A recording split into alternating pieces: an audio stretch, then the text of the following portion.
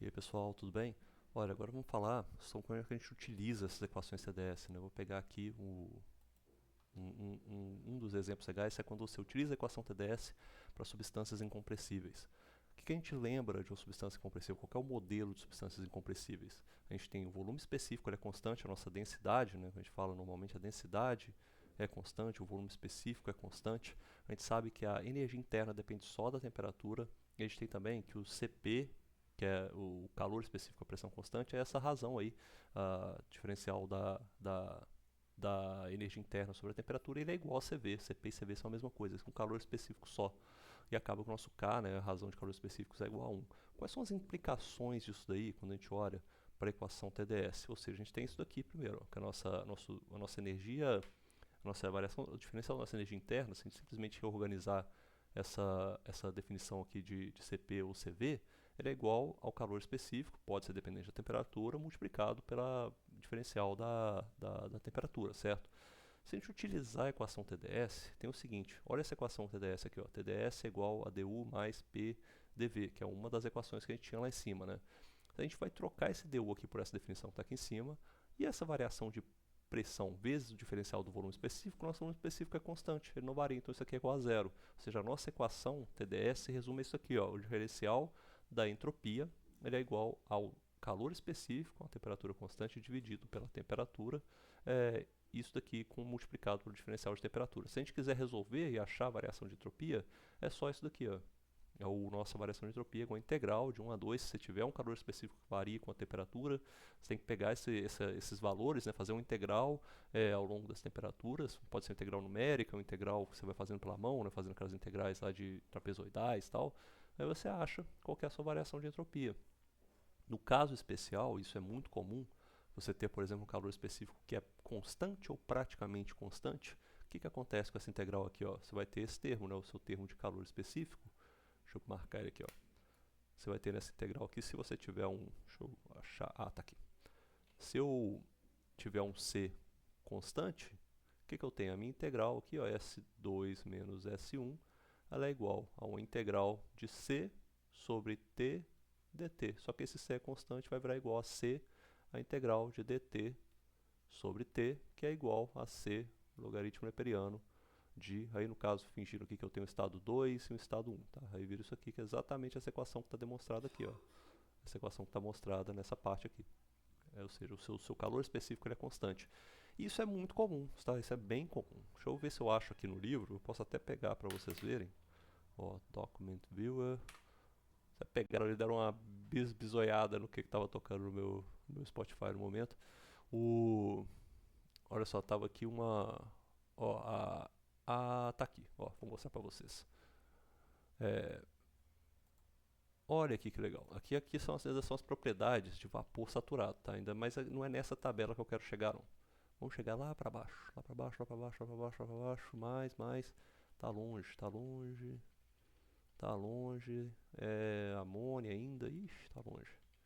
Tá longe, tá longe, tá longe. Chegou, é aqui, ó, olha só. É aqui? É aqui. Olha só, sólidos como alumínio, carbono, cobre, granito. Deixa eu aumentar isso aqui para vocês verem. Granito, ferro. Olha aqui as propriedades de calor específico que eu tenho para eles. Tem a densidade deles também, a quantidade térmica que usa para outras coisas, né? Mas você tem vários desses sólidos aqui com os calores específicos deles. Você tem de materiais de construção também, né? Só vidro, brick é tijolo, né? Material de tijolo. É, materiais de isolamento, materiais de alguns líquidos saturados. Olha a água aqui, ó, variando um pouquinho seu calor específico conforme vai variando a temperatura, tá vendo? Você trabalha às vezes com isso, você pode pegar um valor aí para buscar esses dados, tá? Quando vira gás é diferente, mas quando é incompressível, você pode pegar esses valores aqui e fazer essa análise, ver como é que está variando ali variando a sua entropia, considerando o Cp constante e variável com a temperatura. A não ser que você tenha essa variação. No caso da água, vocês viram ali que tem uma pequena variaçãozinha, você vai ter que fazer algum jeito de ajeitar isso aí, ou integrar numericamente também é uma possibilidade, tá? Aí eu ia falar para vocês o seguinte, vocês viram que eu mostrei ali, alumínio, cobre e tal. A gente fala muito de termodinâmica para a parte de líquidos, né? Toda hora tem líquido, transformação de fase. Mas a termodinâmica é para tudo.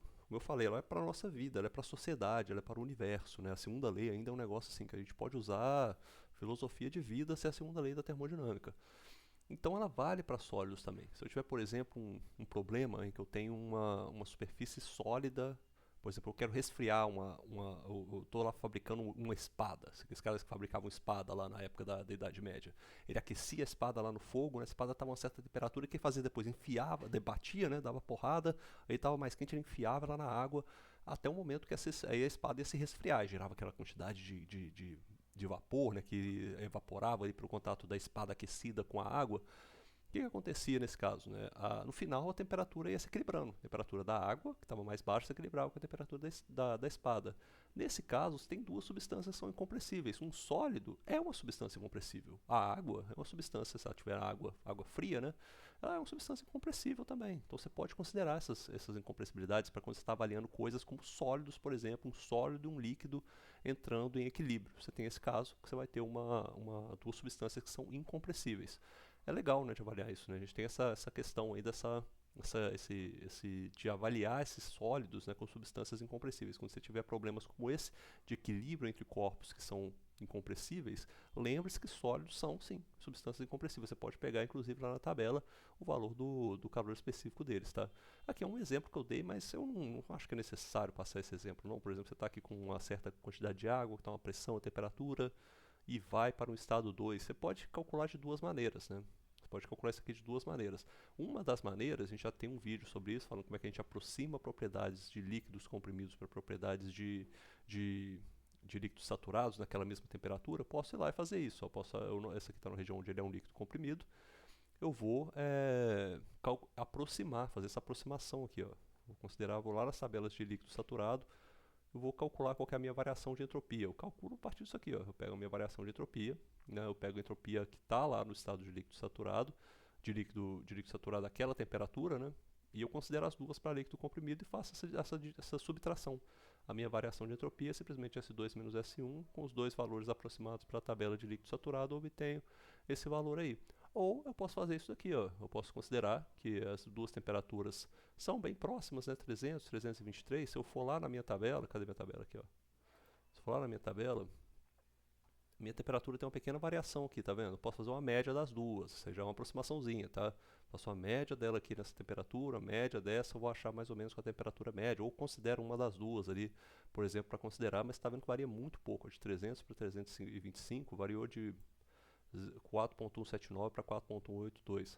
Finge que a média é 4.1.8. O que você vai obter nesse caso aqui? Você vai considerar que você vai usar as equações CDS, você vai ter um calor específico constante e vai multiplicar pelo logaritmo amperiano de uma temperatura final sobre a temperatura inicial e você obtém aqui, ó, quase a mesma, né, variação de entropia. O que tem de interessante nesse caso? No caso da esquerda, que eu estou usando duas aproximações, e as aproximações são boas, mas não são perfeitas, ele está correto, mas não, se eu quiser usar as equações CDS, a minha aproximação é muito mais eficaz, né? Porque eu estou usando as temperaturas exatas, o meu calor específico nesse range não varia tanto, então eu estou realmente fazendo uma excelente aproximação para esse caso aí de variação usando o calor específico, que eu considerei como constante, e o TDS. O que está resolvido na opção 2, para mim, alguém pode até discordar disso, para mim está mais correto do que a opção 1. Você tem menos aproximação, menos variação de aproximação do que você tem no caso 1, tá? Na opção 1. Fica aí esses 2 centavos e na próxima aula a gente começa a falar de algo interessante também que é para gases. Vamos lá.